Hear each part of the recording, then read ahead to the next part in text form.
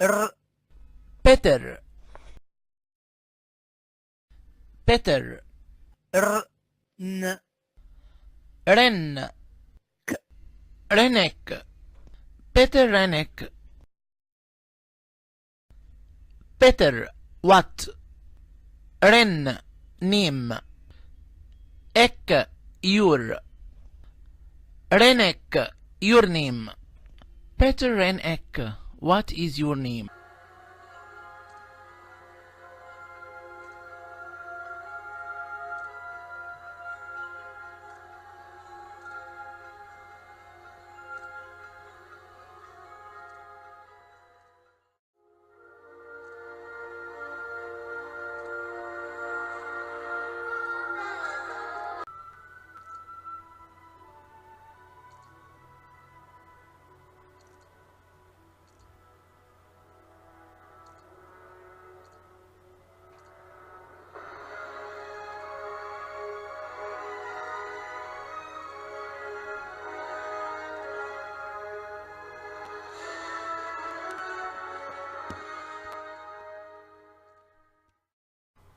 First letter in the ancient Egyptian alphabet is the vulture.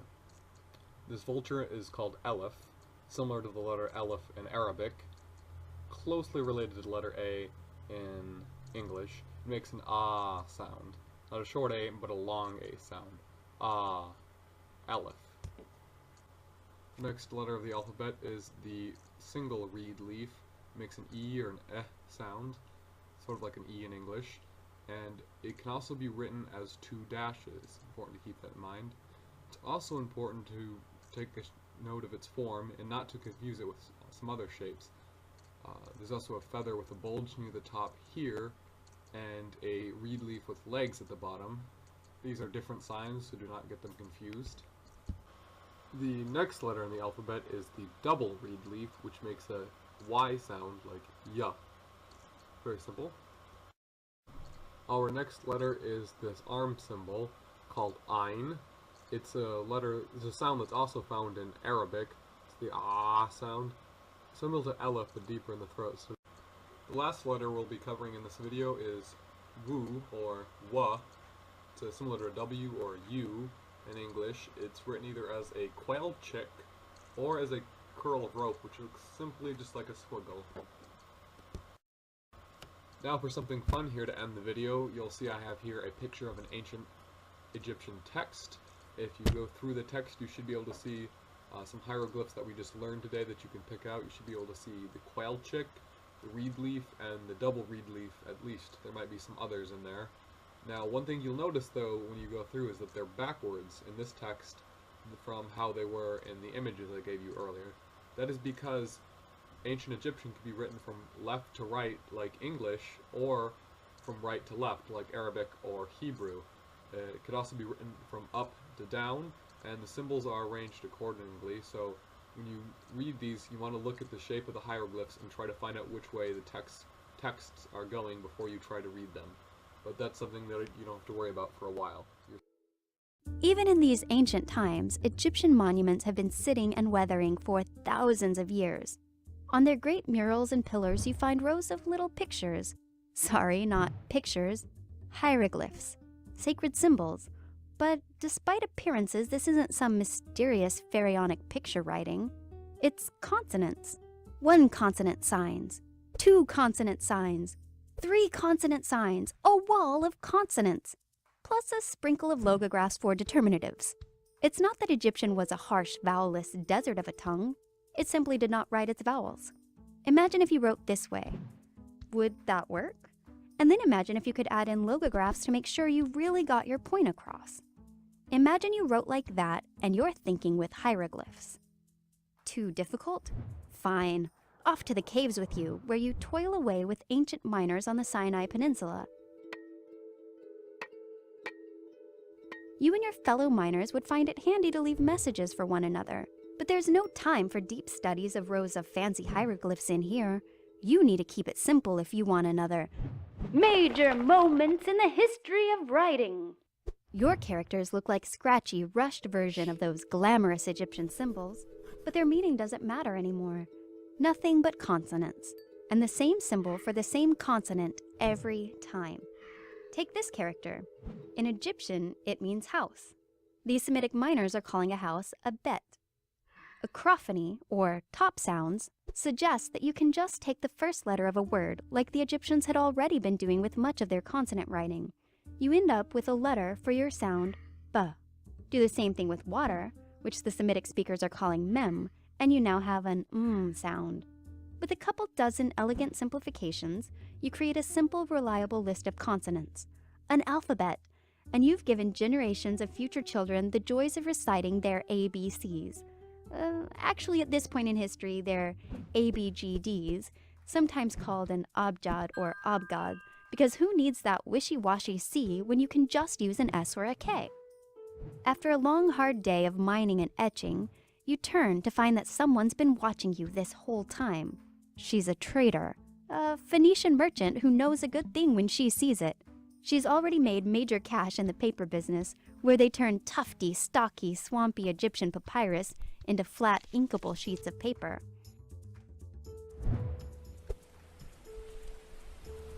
She rushes back home to Phoenicia and smirks.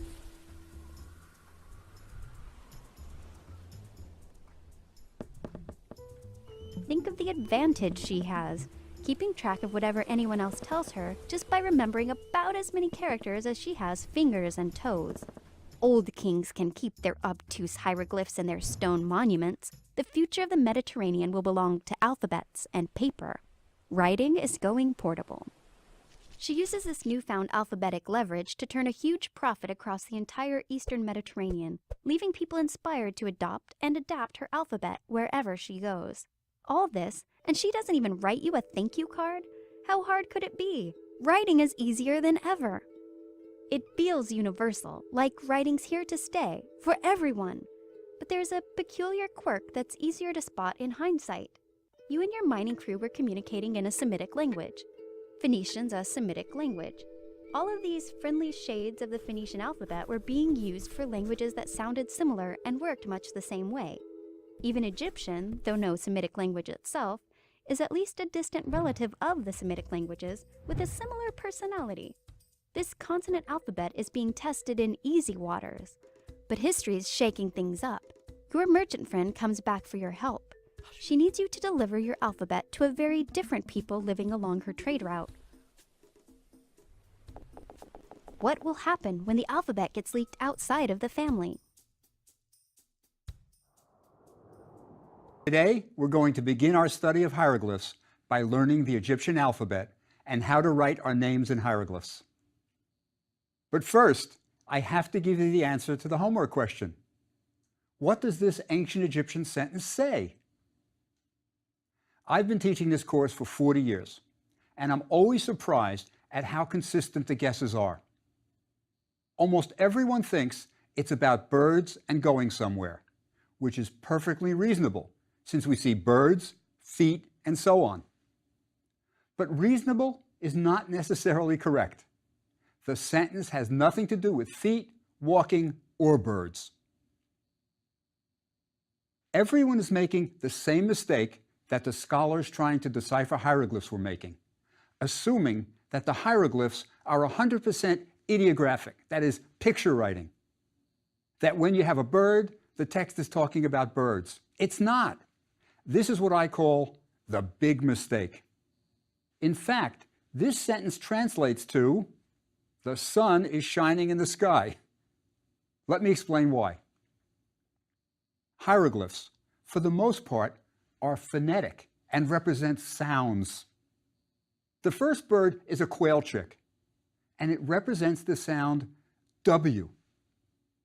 The foot has a sound B, a B, and the wavy line is an N.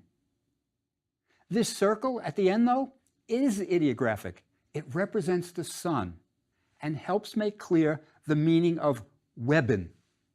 It's the word for shine. So, two things to note about our first Egyptian word. First, it's mostly phonetic, with no vowels, and often we don't know which vowels were used. Second, an ideographic sign at the end provides a clue to the word's meaning. The second word in our sentence is made up of 3 hieroglyphs: a mouth sign, an arm, and our sun circle again, which has no sound but helps make the meaning clear. So the sound is re, and it means sun. Next comes an owl. That's pronounced and it means in. Our last word has a rectangle, which is a p, and a semicircle, which is a t, so it's pronounced pet. The hieroglyph under it represents the sky. The Egyptians viewed the sky as a canopy held up by 4 pillars, and the word means sky. Note how the word for sky is formed. 2 small hieroglyphs together above a longer one. The ancient Egyptians were very concerned with aesthetics. They wanted their words and sentences to look good. If you strung out the 3 hieroglyphs on one line, it wouldn't look nearly as good. So our sentence means the sun is shining in the sky. Nothing about birds, feet, or arms. We should also notice that the verb shine comes at the start of the sentence. Verbs come first in ancient Egyptian. I should point out that sometimes in Egyptian, just as in English, there is some ambiguity. The word weben, to shine, also means to rise. So your sentence could also be translated as the sun is rising in the sky. In our sentence, hieroglyphs are actually used 2 ways. Phonetically, to represent sounds, but also as pictures to help us determine the meanings of phonetic words, like the sun and sky hieroglyphs. These signs are called determinatives because they help us determine the meaning of a word. There's one more way that hieroglyphs can be used, and that's as ideograms. Ideograms are hieroglyphs used pictorially, but not at the end of a word. Rather, ideograms stand alone. To help you recognize that they're standing alone, they are often flagged in the ancient Egyptian language with a stroke. So we could do some speed writing, and for sun, we could write this, the sun with a stroke. So to summarize, hieroglyphs can be used in 3 ways. First, phonetically, representing a sound. Second, as a determinative, coming at the end of a word to clarify its meaning. And third, as an ideogram, where the picture represents a concept all by itself. We will get lots of practice with all 3 uses of hieroglyphs, and they'll become familiar with repetition, so don't worry.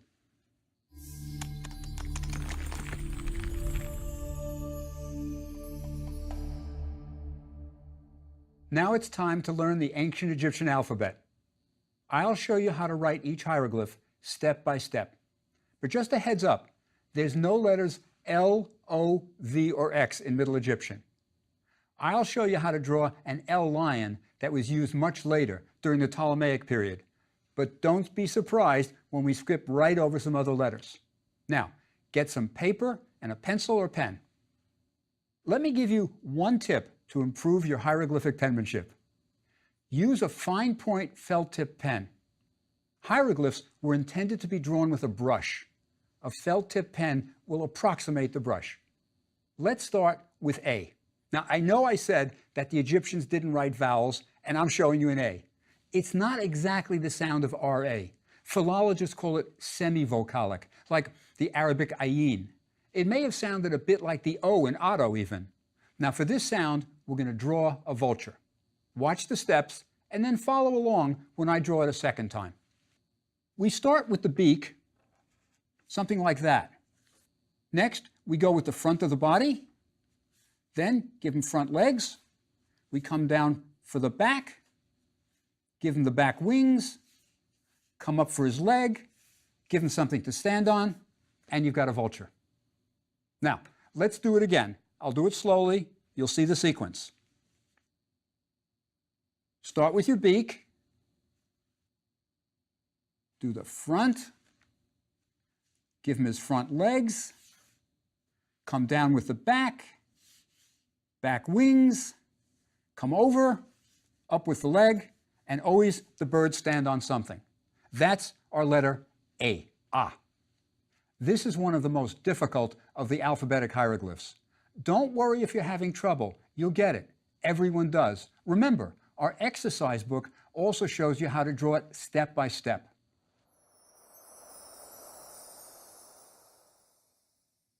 B is a foot. Start with a line down. Then you're just going to need a triangle coming over here. Come back, and then you've got the back of the foot. B. Line down, triangle, come back, and bring it down, and you've got a foot. It's very stylized.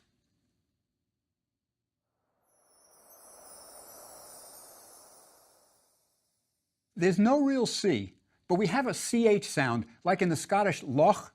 It's a placenta. You just draw a circle and put 3 lines across, and you've got it.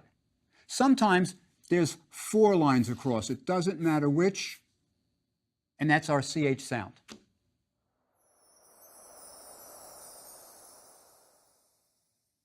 D is a hand. It's stylized, not realistic. Now, start with an oval, then draw the wrist, like that, and now comes the thumb. It almost looks like a mitten. So you do the oval, the wrist, and the thumb, and that's D.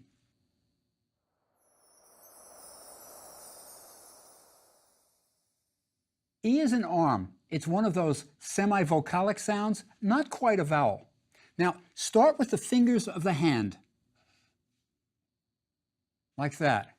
Then go with the arm, and then the shoulder. The shoulder isn't a square, it's got a little bit of a down like that. And that's the E. So remember, you just do the thumb, you do the hand underneath it, you bring the arm all the way out, and then you go up, and you've got the shoulder. And that's the E sound.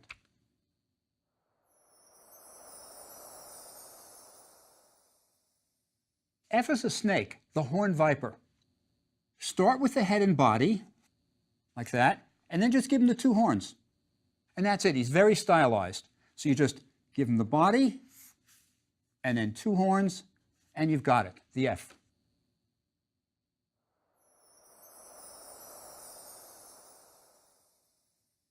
G is a jar stand. It's not a teepee. It's a hard G sound, as in guarantee. Often, desert civilizations created round-bottom pots that they could set upright in the sand. Indoors, you needed a stand for the pot, usually made of clay. The bottom of the pot would rest in it. The triangle cutout is to allow a breeze to go through and cool your water in the jar. Now, let me show you how to draw the jar stand. Start with 2 vertical lines, like that. Now the curved bottom. It's a little bit of perspective. Put in the top, and then your little triangle so you get the breeze to cool your water. And that's the jar stand. Once again, 2 vertical lines, the nice curved bottom, do the top straight across, and your triangle so you have cool water. And that's your letter G.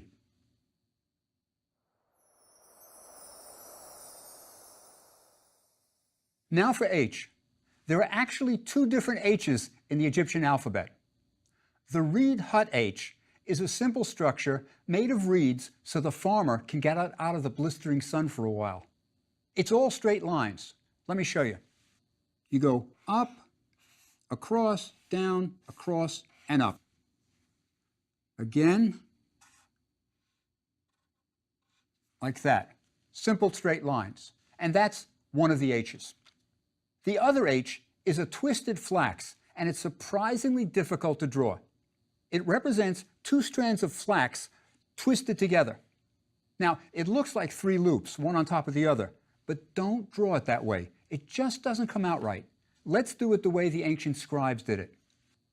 Start with a curve at the top, bring another one down, and then finish the bottom. That's your twisted flax H. Start with a curve at the top, bring another one down, and finish your bottom. And that's it. The difference between the two H's is that the reed hut is more emphatic, as in hot, where you expel your breath forcefully. The flax H is not so emphatic. It's more like the H in hello. Now, on to I, another semi-vowel.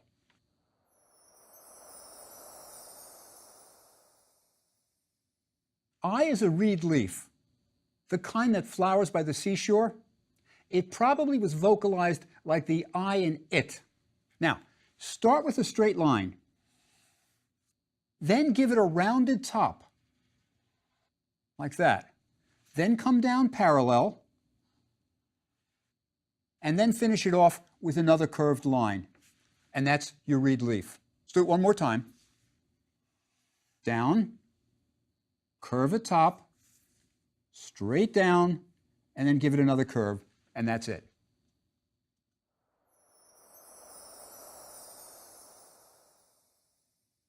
For J, we have a snake. We think it's a cobra. It's really a DJ sound, as in judge.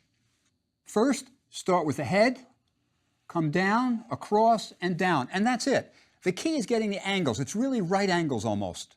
So start with the head, come down, across, and down. And that's your J or DJ.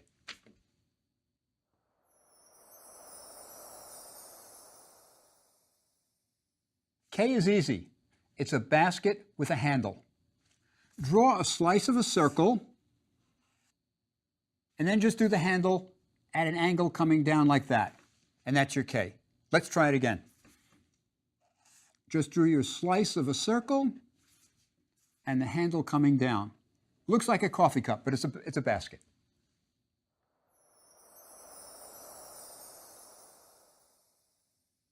As I said before, there's no L in the ancient Egyptian alphabet.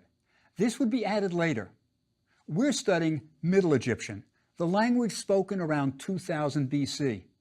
Later, the Greeks would use a lion for their L's in their names like Ptolemy and Cleopatra. If your name is Lily, you'll want to know how to draw it. So let me show you one now. For the lion, start with the rectangle for the head. Then do the mane. Next, you can do the body, give him a tail, and then you can do hindquarters, front legs, and if you have time, you can give him a nose. It's kind of cartoony, but you can do it quickly that way. Let me show you one more time. Start with the rectangle for the face. Then his mane. Next, the body, the tail, back legs, front legs, and you can even give him a nose. And that's your lion L. So there you go, Lily.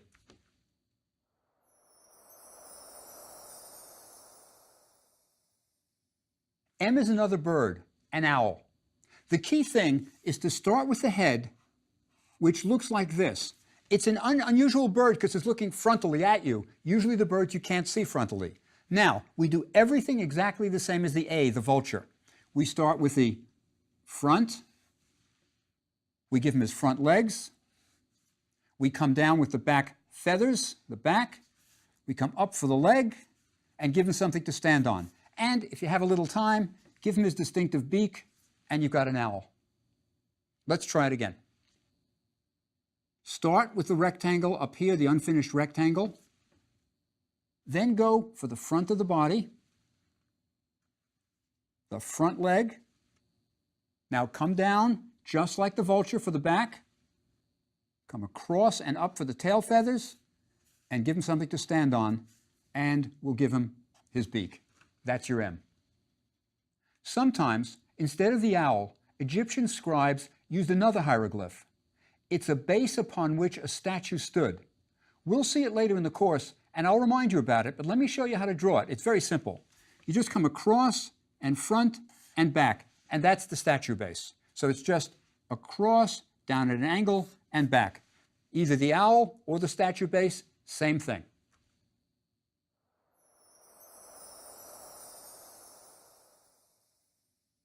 And now for N. It's simple up and down peaks. The word for water was nun, so it's not surprising that the ideogram for water also represents the sound n. Now, let's do it here.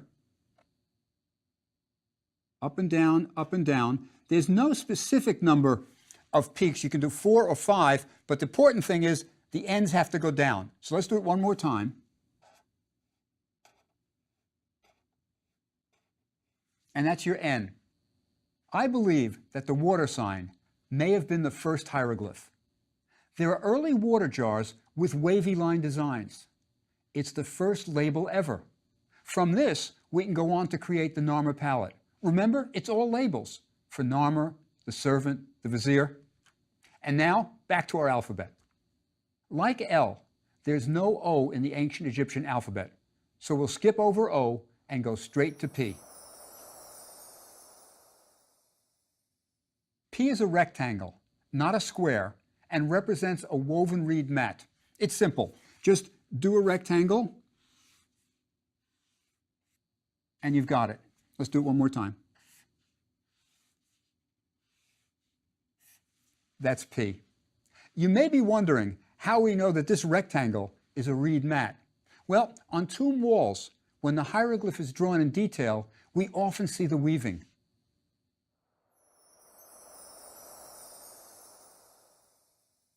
Q is just a hill. It has a slightly different sound from the basket K we just learned. Think about the difference in the initial sounds of queen and kid. The Q is almost a KW sound. Let me show you how to do it.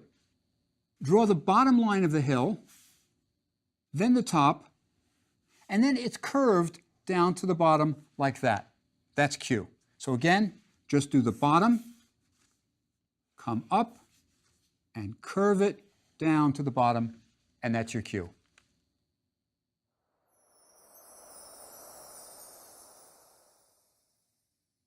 R is a mouth. First, just do the top, and then the bottom.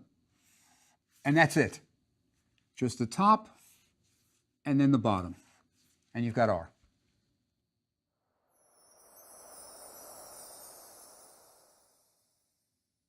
The letter S looks like a cane, but it isn't. It's a bolt of folded cloth. Don't try to draw it in one single line. It just doesn't come out well that way.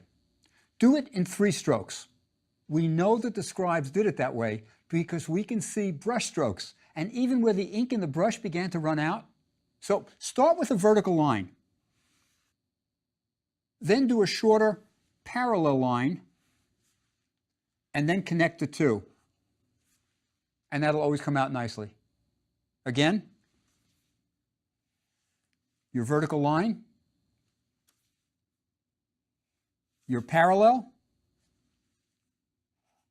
connect the 2, and you've got it.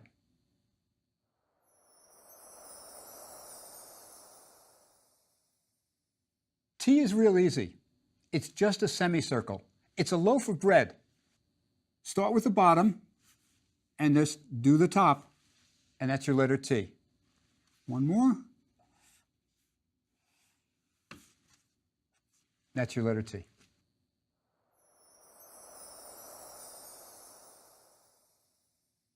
The U is our third and last bird in the alphabet. He's a quail chick. Now, start with the head, and then when you do the body, the thing about the quail chick is it's mostly straight lines. So when you come down, do it like that. You can come across for here, do it here, and now you've got the feet, put in a wing, give him his beak, and you've got your quail chick. Let's try him again. Start with the head. Then we can come down here. Now, if you want, you can draw the parallel line here first, then connect. Now you give him feet. He's going to walk. Put him on something. Complete the face with the beak coming down and give him his wing. And that's your quail chick.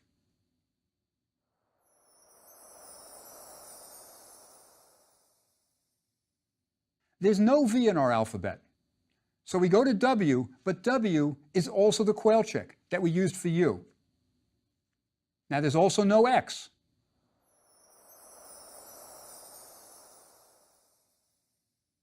Y is the reed written twice. It has the sound of a long E, like in Mary. So just with our I, we start with a straight line. We give him a curve at the top, come down, and then give it the other curve. And we're going to do it twice. Straight line, curve, come down, and that's the Y sound. We'll do one more time. Straight line, curve at the top, come down, like that. Straight line, up at the top, come down, curve, and that's the Y sound.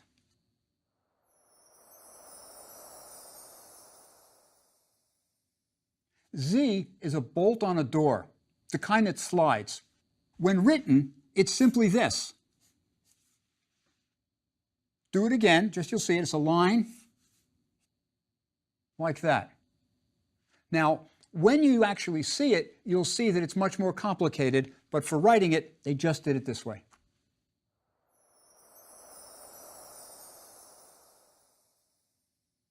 Now, there are just two more hieroglyphs to complete our alphabet. They're for sounds for which English doesn't use a single letter. The sound sh is really one sound, but in English, we have to use two letters to represent it, S and H.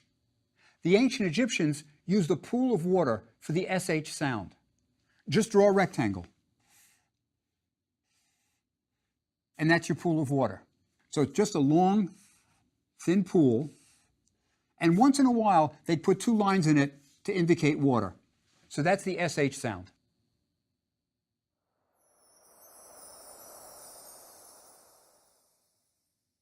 Last is the sound ch. This is represented by a tethering ring. It was used to keep animals from running away. Put each loop over a hoof and your donkey isn't going anywhere. Let me show you how to do it. Start by drawing the two loops.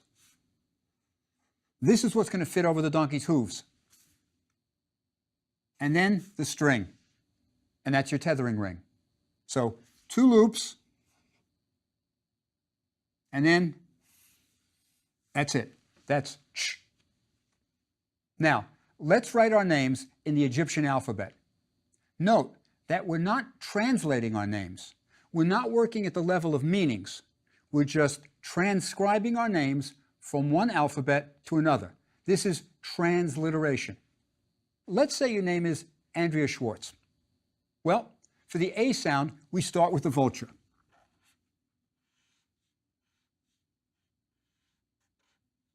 Next, we have an N, the water sign.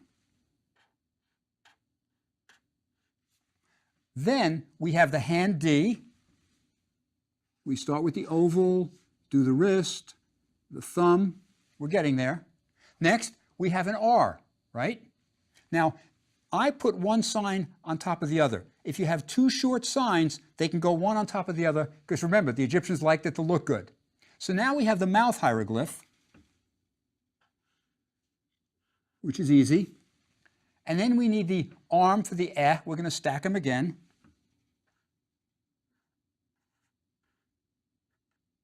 There's our Andri eh. And then we have an A at the end, maybe.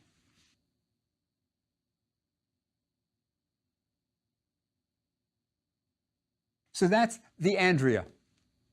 Now, for Schwartz, let's go by the sound, right? Now, Schwartz is a sh sound, really. So I think we can use something like the SH.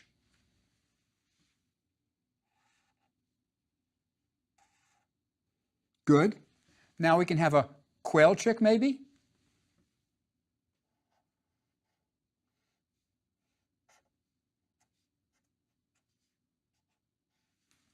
A, right?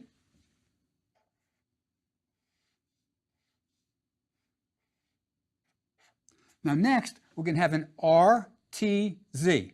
So we're going to have three short signs. Let's stack them up. Sometimes the Egyptians would do that. So we got the sh, war. Now we have the T.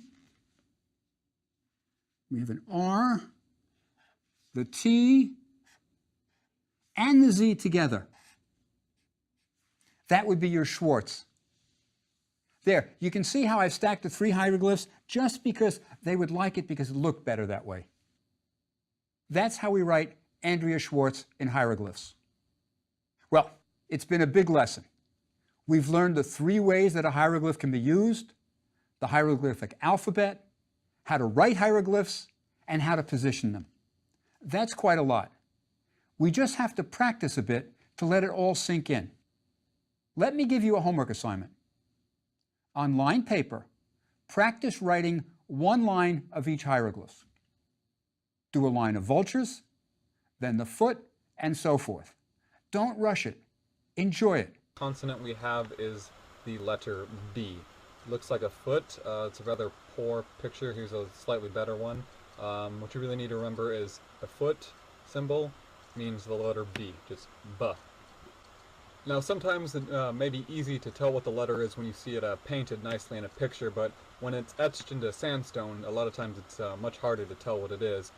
So in this picture here, if you go to the second row all the way over to the far left, you'll see a foot or a leg. It's the letter B that you just learned, and you'll notice it's facing the other way from the two pictures I just showed you.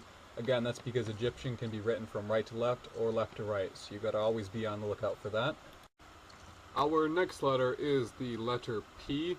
It's usually depicted as a square or a rectangle that is close to being a square. It represents a stool, so I'm told. What you need to remember is it's a square-looking thing, it's a P, makes the P sound. Now if you look here, this is a cartouche of a pharaoh from the Ptolemaic dynasty.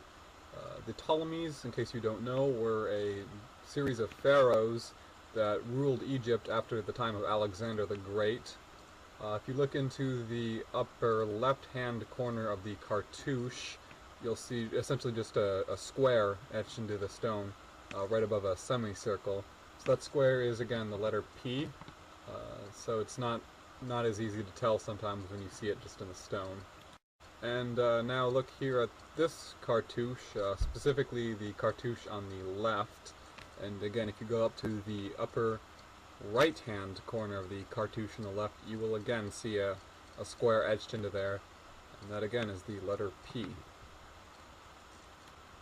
So the next letter is the letter F. It looks sort of like a snake or sometimes a slug or some sort of worm.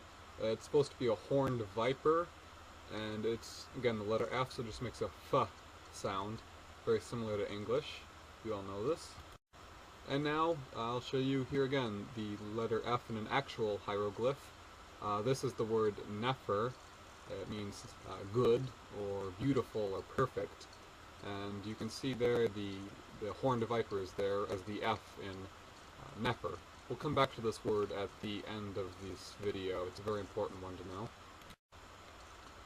Our fourth letter is the letter M. This is depicted as an owl.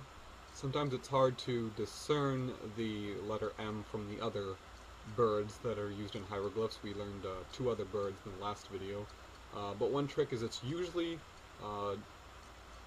depicted with the beak that you see right here in this picture, and that helps you to pick it out. So again, this is the letter M. It just makes a m sound. Again, just like English, you all know this. So of course, let's take a look at it in the actual hieroglyphs. It's on the left here in this hieroglyph, and in the top right-hand corner now in this one. As you see in both of them, it has a beak and it's turned to face towards you. Pause your video if you need to look longer. Now, if you remember from when we learned the long vowels in the last video, some of the letters can be written in more than one way, and M is one of those, so it's not always written as an owl. Sometimes it's written as this other shape, which, I'm sorry, there are no good pictures of it I could find, so I'll have to show you some of the glyphs. Some people say it's supposed to look like a finger, though personally I think it looks more like a stapler. If you look in, again, this cartouche I showed earlier, the alternate M is the thing that looks like a stapler, and the one on the left between the lion and the double reed leaf, so it's kind of in the lower half. Or in this one, you can see it again, it's in the over towards the right side of the cartouche, underneath the lion, to the right of the double reed leaf. So be aware that it's not as commonly used as the owl, but it's still sometimes used. Now our final letter for today is the letter N. This one is one of the easiest ones to remember because it's just essentially a squiggly line and looks kind of like an N for the first couple squiggles. And it's N. You know, you all know this is the letter N, and it's one that's easy to pick out, as you can see here in this hieroglyph, or in this one. I don't really need to point it out to you. You can pretty much tell where it is on your own.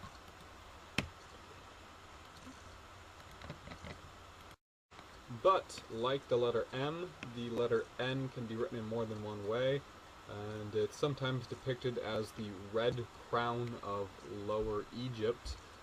Here it is in one of the glyphs. It's pretty easy for you to see and pick out. It's pretty distinct, so you shouldn't have too much trouble picking that out. Now, if you haven't noticed already, Ancient Egyptian is a pretty confusing language to read. Something I want to make you aware of is if you see three N waves on top of each other, like in this picture, that's not n, or n, n, n. That's the ancient Egyptian word mu, which means water. If you see that kind of like waves. So that was how they would depict mu, their word for water. Now earlier in the video I introduced you to the word nefer and said we'd get back to it. Well, here we are. This will be the last thing we do for this video. And if you look at it, you can see there's a horned viper to make the F sound, but there's not a wave or a squiggly line or red crown to make the N sound. So you may be confused about this. Well, if you look towards the right-hand side, there's a long object that looks like a spoon or maybe a banjo. I'm not quite sure what it is, but that in itself is the symbol for nefer. That symbol just by itself can mean nefer, NFR. But something the ancient Egyptians liked to do, which is kind of confusing to us, is they would write a symbol that could mean the whole word, but then they would write the maybe the next few letters in the word. So even though the symbol by itself can mean NFR, they still decided to write F and R after it. F, the horned viper, and R, the sort of oval shape you see at the bottom, which we'll learn next time. So again, this is the word nefer. It can mean pretty or beautiful or good or perfect, and you'll see it a lot, and it should be easy to pick out because it's usually, not always, but usually written like this with the spoon or guitar shape followed with the F and the R. But if it's just by itself, and now once you're starting to learn these hieroglyphs, you can actually understand the language of the ancient Egyptians more. Like I told you, nefer means beautiful or perfect. And if you look, some of the most famous queens of ancient Egypt had this in their name. For example, Nefertiti, the wife of the heretical monotheistic pharaoh Akhenaten, Nefertiti, her name. Or there's Nefertari, or Nefertiri, the wife of Ramesses the Great, one of the most famous pharaohs of ancient Egypt. So Nefertiri, or Nefertari, depending on how you say it. They both have the word nefer, meaning beautiful or good or perfect in their name. The first letter of today is the letter R, which is sort of an oval shape. It's supposed to represent a mouth and just makes the R sound. Here you see it being used in the word nefer, and here you see it being used a number of times in this picture. And if you really want to challenge yourself, try to find it in this picture. It's a little harder to find. The next letter for today is the first H. This is your typical normal English H, as in hot or hat. It's represented by an enclosure, looks somewhat like a squiggle. The sound of this, again, is just your normal English H sound, and it's very similar to the ha in Arabic, if you know Arabic. Now in this picture here, you'll see it is used in the hieroglyphs at the bottom middle, right above the two R's, right below the seated woman, and so you should be able to pick that out right there. The next letter is what we would call second H. This is something that's not often used in English. It's imagine making an H sound only with the sound coming from the back of your throat, like ha, ha, like when you breathe onto your glasses or onto a window pane, ha. It's supposed to represent a twisted rope, and the sound itself is very similar, again, if you know Arabic, to the Arabic letter ha. So it's an emphatic. You can see it being used here in this hieroglyph in the second row near the middle, and in this picture here, again in the second row, a little towards the left of the middle. Should be able to pick that out pretty easy. It's a very distinct shape. Just make sure not to mix this second H sign up with another sign which looks very similar to it. Again, it's a piece of twisted rope, and you can see it here in this picture. It's different. It's got more of almost like a halo at the top, and that's a different sign. You see it there on the left, where the actual second H is on the right, so don't get those two mixed up. Now we move to the letter third H. You see it here. It's usually depicted as a circle with lines or just a circle, and this makes a h sound, h, similar to the letter h in Arabic or the letter chaf in Hebrew. You see it here in this series of hieroglyphs as just a circle without the lines in a number of different places. And lastly, we come to the letter fourth H. The picture of it is here. It is supposed to be, some people think, the underbelly of an animal and its tail. Some people think it's perhaps an udder of a cow or then part of the underbelly of a cow. It really doesn't matter. What matters is you just notice the fourth H. It makes a z sound, like the letter ghain in Arabic.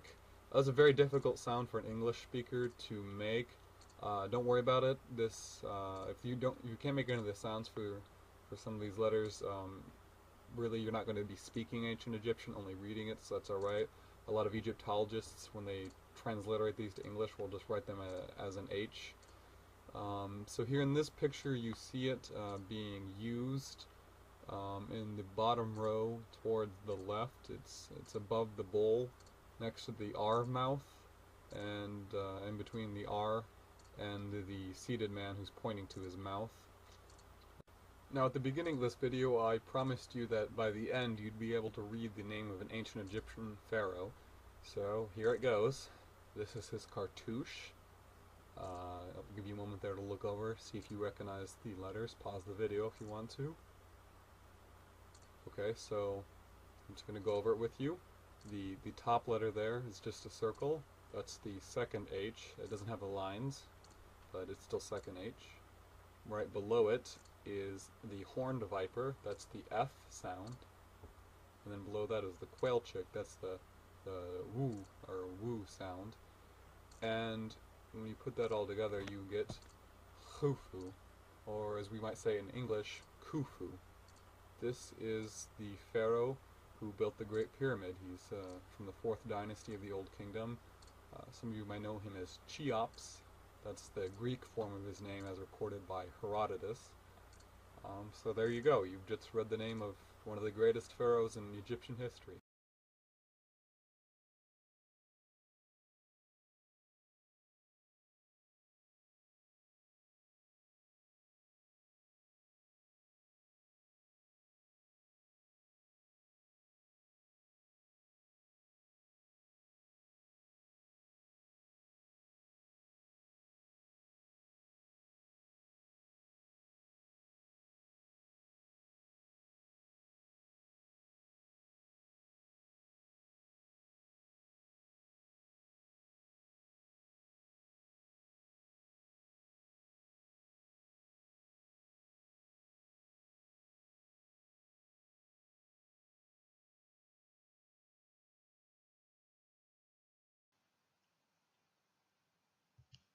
In the English language, we use two types of signs when writing: the 26 letters of our alphabet and punctuation.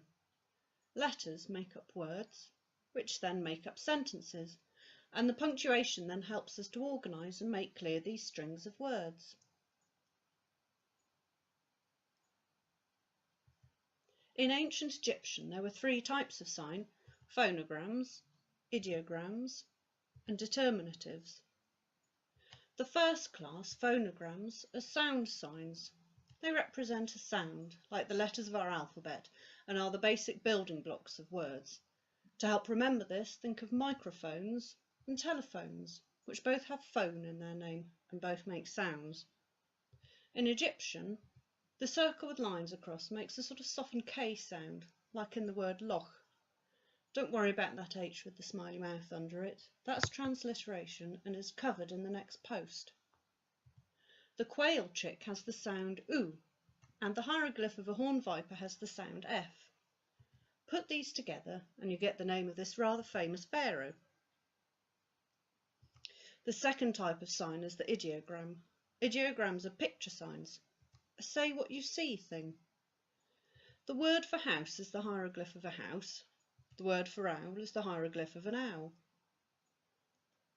The third type, determinatives, don't have a sound or any translatable value. They're used to help show the meaning of a word. For example, the word for man has a picture of a man at the end. The word for woman has a picture of a woman after it. If we were to do this with English, you might see something like this. Now, there's more than one use for this word. Is it bow or bow? Let's put some determinatives in. You see how the determinatives help to clarify the meaning of the word. The top one, with the bowing man, must be bow, and the bottom one, with the bow tie, bow. Also, because the Egyptians didn't put spaces between their words, not only do determinatives help identify the meaning of a word, but they can be great to help us see word breaks. Many hieroglyphs could be more than one type of sign. For example, the mouth hieroglyph represents the word er, meaning mouth. But because of this R sound, it's also used as the letter R. And in some instances, a hieroglyph could be all three.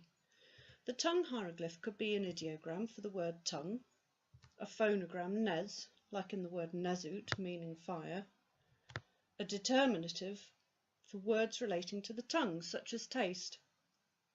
This may seem confusing. How do you tell whether a sign is being used as a phonogram, ideogram, or determinative? When a sign was being used as an ideogram, they'd put a short vertical line next to or under it. And determinatives always come at the end of a word. In this example, the word dep has two determinatives, the tongue and the man with his hand to his mouth. But a lot of it is just getting the hang of it. The more you practice, the more you get used to telling the difference. You already do this with English. You just know the difference between taking a bow and tying a bow. So, to recap, there are three types of hieroglyphic signs: phonograms, which are sound signs, ideograms, which are images of the word, and determinatives, which help determine the meaning of the word.